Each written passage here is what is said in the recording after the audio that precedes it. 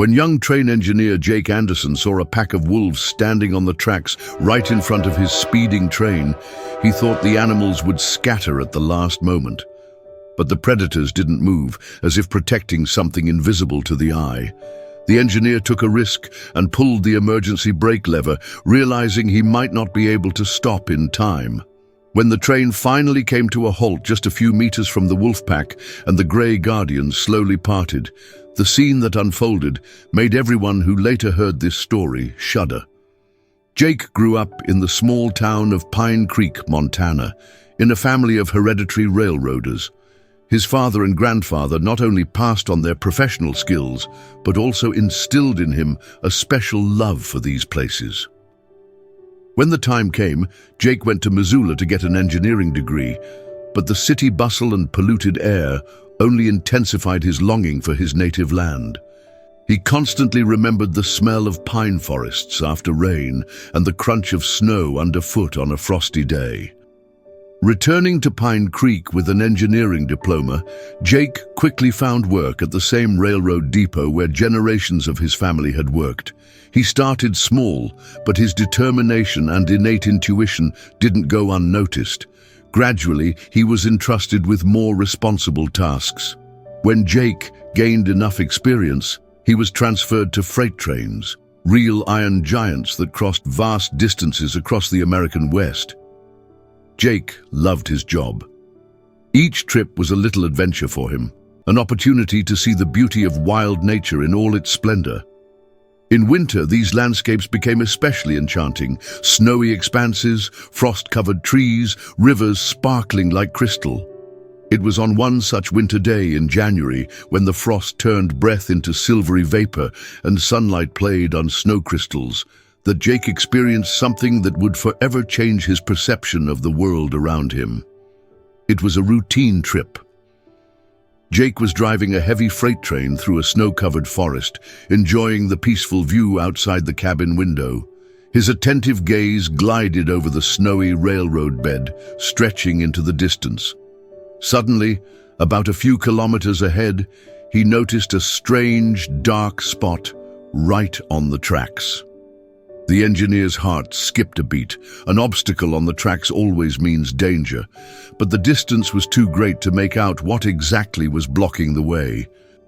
Jake peered ahead tensely, trying to determine the nature of the obstacle, ready to apply emergency braking at any moment.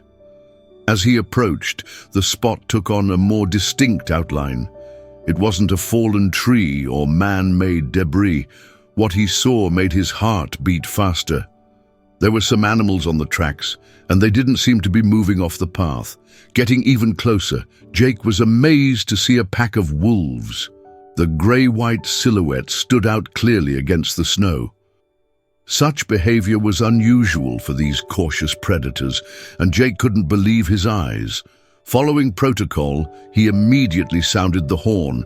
The powerful blast echoed through the forest, reverberating off the trees. Usually, such a sound would make any wild animal flee in panic, but the wolves, to his greatest surprise, didn't budge. They continued to stand, forming a living barricade in the path of the train. Jake had only seconds to make a decision. Self-preservation instinct suggested that he should continue moving. The train was too heavy to stop in such a short distance, and wild animals usually run away at the last moment, but something in the unusual behavior of the wolves made him doubt. After an agonizing moment of hesitation that lasted a split second, Jake finally pulled the emergency brake lever. The train wheels screeched on the rails, breaking the silence of the forest with a piercing metallic squeal. The train began to slow down, but not fast enough. Closing his eyes, Jake braced for the inevitable collision. Each second felt like an eternity. He mentally pictured the multi-ton machine crashing into the living barrier, and this image made him shudder. When Jake finally opened his eyes, he saw that the train had stopped just a few meters from the wolf pack. But what he saw next made him freeze in astonishment. The wolves stood in a tight circle, heads raised and howling anxiously.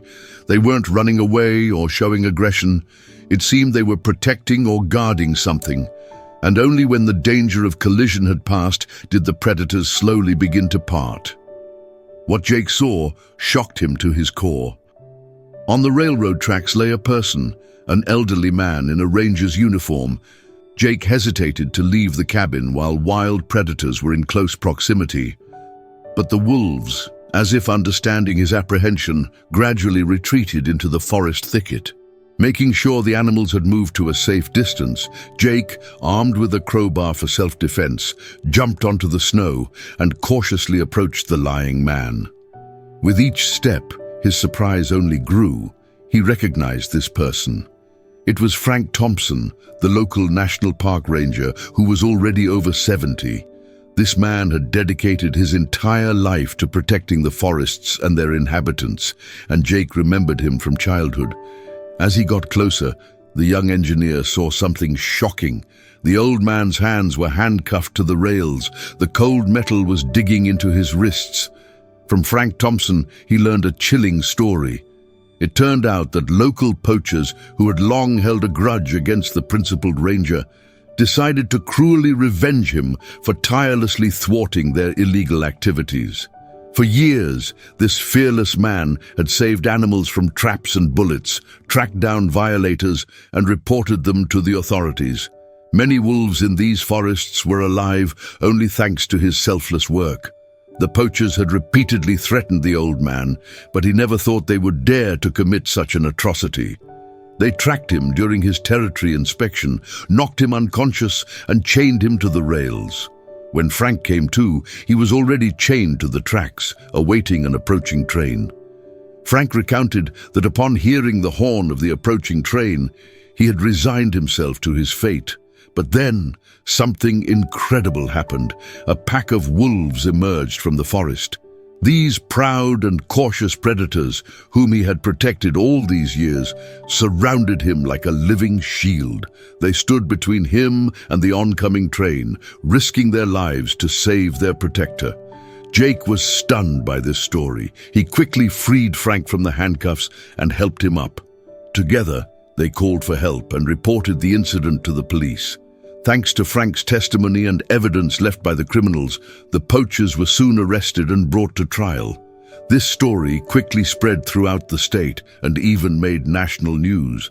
People were shocked not only by the cruelty of the poachers, but also by the incredible act of the wolves. Many ethologists became interested in this case, trying to understand what could have made wild animals behave in such a way. For Jake, this incident became a turning point in his life. He realized how closely all living beings are connected and how important it is to maintain balance in nature. Inspired by Frank Thompson's feat, Jake began actively participating in environmental protection and wildlife conservation programs. He organized educational programs for local school children, telling them about the importance of caring for nature and its inhabitants. Together with other enthusiasts, Jake created a community organization that monitored the wolf population in the region and fought against poaching. Frank Thompson, despite the ordeal he had endured, did not abandon his work.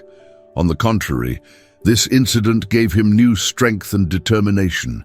He became a symbol of resilience and dedication to his cause for many young rangers and nature conservationists. And the wolves?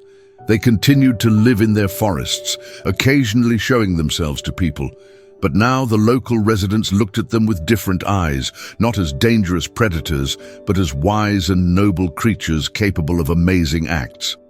Jake continued to work as a train engineer, but now every time he passed through that section of the forest, he slowed down the train and peered intently into the thicket. Sometimes he thought he saw grey shadows flitting among the trees, and then he would nod to them gratefully, remembering that amazing day that changed his life and the lives of many others. This story became a legend in Pine Creek and the surrounding area. It was passed down by word of mouth, acquiring new details, but its essence remained unchanged. It was a story of loyalty, gratitude, and the amazing connection between humans and nature. A story that reminded people that there is still room for miracles in the world, and that sometimes the most unexpected help can come from those we consider wild and unpredictable. Did you enjoy this story? Tell us your thoughts in the comments. Give this video a thumbs up and subscribe to the channel to not miss new releases. See you soon.